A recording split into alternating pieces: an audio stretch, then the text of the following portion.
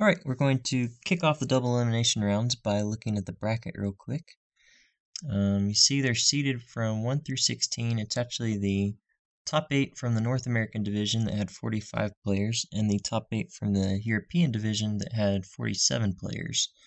The even numbers are the Europeans, odd numbers are the Americans. We had recording issues with our first two videos, so we're actually going to skip all the way to the our third game in this in the set of double elimination. Our first game was against the 5 seed from Europe, a Polish player.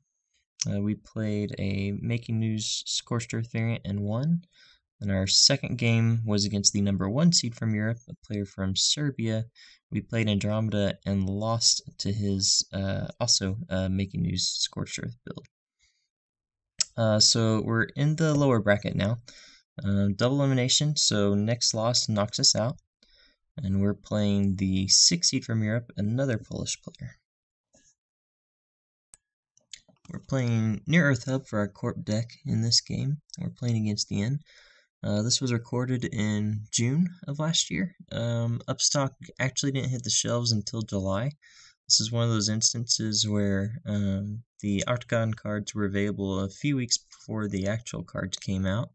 And one of the cool things about this tournament is that cards were tournament legal as soon as they came out. And as previously mentioned, you could swap your decks back and forth between rounds.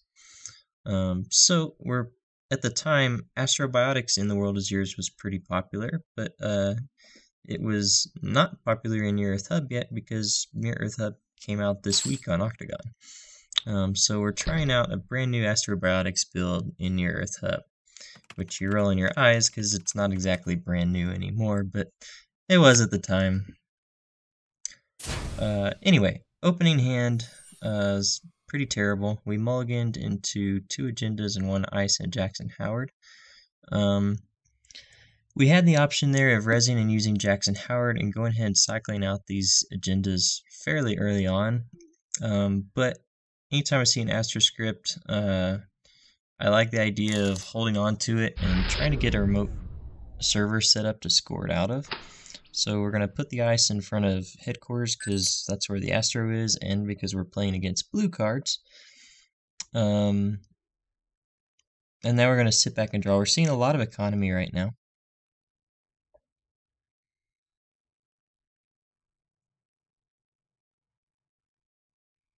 And we finally see another piece of ice.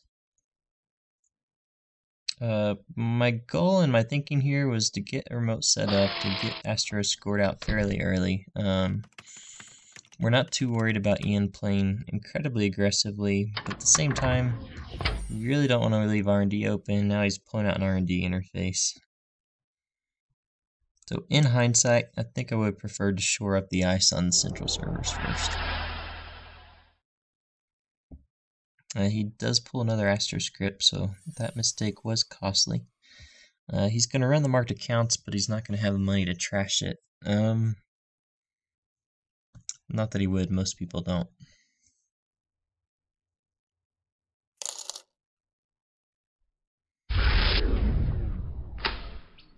We see more economy. What we really want to see is more ice to cut off the R&D lock.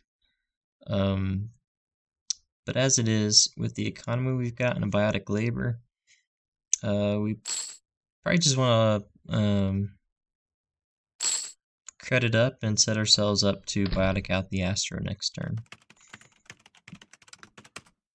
In the meantime, we're giving up accesses on R&D.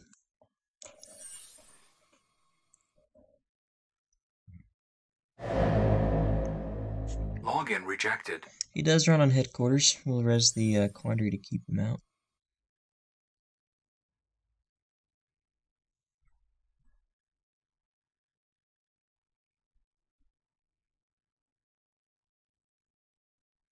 So he's thinking a little bit on this first access. Might have been debating an NAPD contract.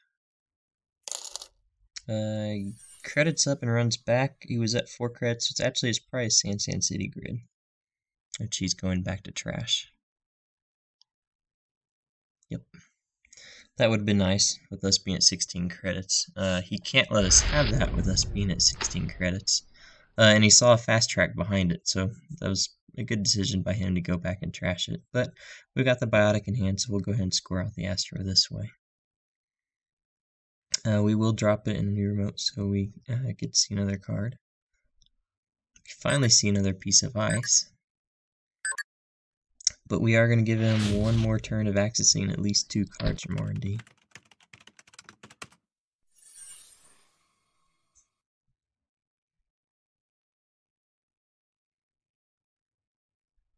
I'm debating using Jackson to put some more non-agendas into R&D.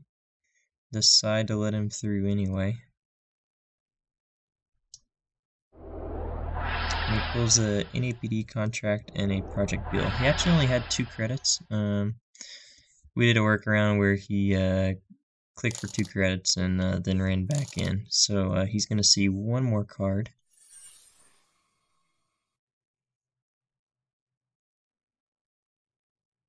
He's at 6 points right now. That new card he sees is an agenda. That's game. So we have to get ice on R&D now. We see an Eli. We'll probably put the Eli down and then the Rototurret in front of it. If we get lucky, he'll drop a Corroder and run, and we can stop that, but in all likelihood, he's got no reason to install programs right now. We'll probably have to res that Rototurret to keep him out. Yep, that's going to be the case. So we're not going to get anything with the trash program subroutine, but at this point we just need the heart in the run. I do wish I have a marked accounts on the board that has remained unresed and unused. It'd be really nice to have that drip economy going right now. I really should have found a click to use that at some point in here. We draw another breaking news.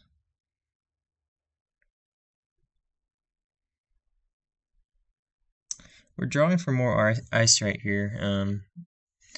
Now that the only ice we have on headquarters is a very easy to break face-up Quandary, we really want to get a second ice out in front of there to stave off the account siphons a little bit longer. And also just regular accesses, because half of our hand, more than half of our hand now, went in the game. But now we feel like we've secured headquarters, and we've got the fast track.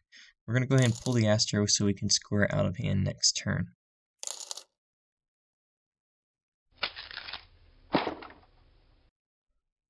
He discards a legwork. So if he has a way of getting through that Quandary, he could have won the game with the... he probably doesn't have the influence for Parasite, but Passport or anything like that. He gets in with the legwork. He was guaranteed a win with the 2 breaking news in there. So we score Astro. We're up to 4 points now. He's been running fairly low on credits, so we probably want to look for a scoring window with the NAPD contract here.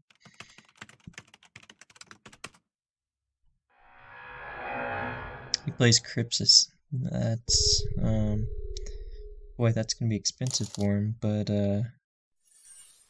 that is going to get him through R&D for basically 2 credits and 2 clicks a turn. 2 credits to break the Rototurret subs, and a click to run, and a click to load Crypsis. We run 11 agendas in this deck, so we got 5 scored and stolen, 3 in hand. There's 3 agendas left in R&D.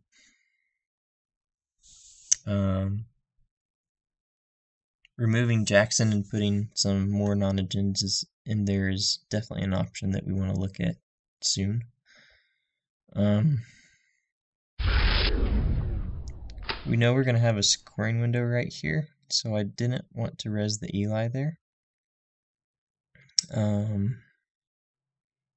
We're thinking about loading the marked accounts, but he's on 0 credits with Crypsis as a breaker. We want to install and advance the NAPD now and score that out next turn.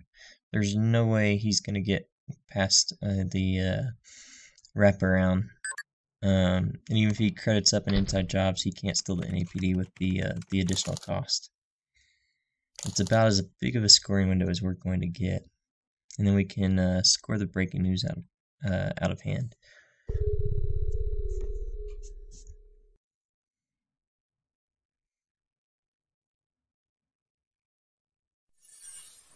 Okay, this actually isn't a bad move by him at all. He knows he's probably not going to get the account siphoned off while I'm sitting at 6 credits, and he's only got 1 to get through. But it does force me to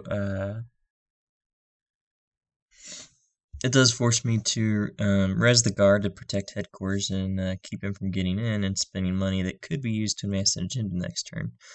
The other thing he has to be thinking about is, I have a card in a remote server that's advanced once. I can advance it 3 times on my turn and use the Astro counter and score a 3-point bill. So that could have potentially been the game points for me in the agenda there. So he had to go back and check it. It was a good move by him. So we only had 2 credits, but with the Astro counter we can go ahead and score out the NAPD contract anyway. We don't want that to sit on the table in case he does have any answers in his deck for it. We will go ahead and res and use the marked accounts that we should have resed and used a very long time ago. He's got 2 credits, so he's going to get one last look at R&D here. We're going to go ahead and remove Jackson, lower that agenda density just a little bit.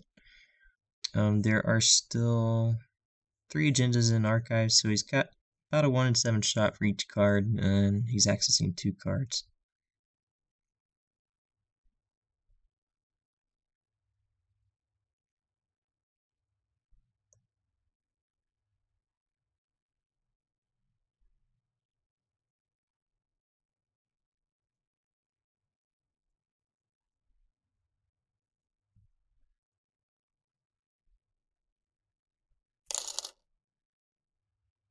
And he misses and credits back up.